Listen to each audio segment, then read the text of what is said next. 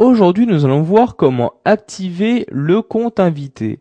Donc, il s'agit d'un compte où les personnes qui ne possèdent pas de compte d'utilisateur sur cet ordinateur pourront accéder. Donc, ils pourront utiliser ce compte, donc par exemple pour aller sur Internet, mais ils ne pourront accéder à aucun document de l'ordinateur. Donc, nous allons donc voir pour commencer comment activer ce compte-là. Donc, pour cela, vous devez vous rendre dans le panneau de configuration, puis dans la catégorie compte des utilisateurs, et vous allez aller donc sur ajouter ou supprimer des comptes d'utilisateurs. Donc comme vous pouvez le voir ici, dans cette partie-là se trouvent tous les comptes d'utilisateurs disponibles, dont le compte invité. Donc pour cela, vous cliquez dessus donc pour l'activer.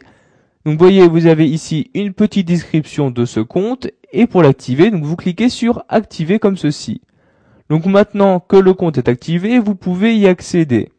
Donc pour cela, je vais changer d'utilisateur à l'aide du menu démarrer, comme ceci. Et comme vous pouvez le voir, donc maintenant il y a bien mes deux comptes, mais en plus il y a le compte invité. Donc pour vous rendre sur le compte invité, vous n'avez juste qu'à cliquer dessus. Il est impossible donc pour un compte invité d'avoir un mot de passe. Donc en effet, il s'agit d'un compte où tout le monde qui pourra donc se rendre sur l'ordinateur pourra accéder donc au compte invité. Donc voici maintenant dans le compte invité. Donc vous voyez, si je me rends dans le menu démarrer et je clique sur invité, donc comme vous pouvez le voir, le compte invité possède ses propres documents.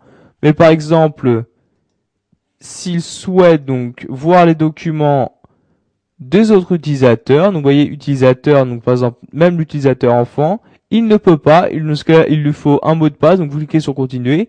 Et il doit avoir donc le mot de passe administrateur pour accéder aux différents documents des autres comptes. Donc maintenant je vais cliquer sur non et donc je vais fermer ce compte invité. Donc je clique sur fermer la session.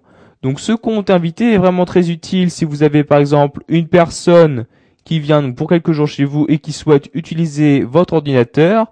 Et si vous ne souhaitez pas donc que cette personne utilise donc vos documents, vous pouvez très bien activer le compte invité.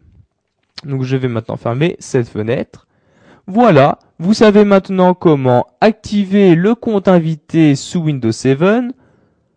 Donc pour cela, vous devrez vous rendre donc là dans l'ajout et suppression des comptes utilisateurs. Donc le compte d'invité est déjà créé, il vous suffit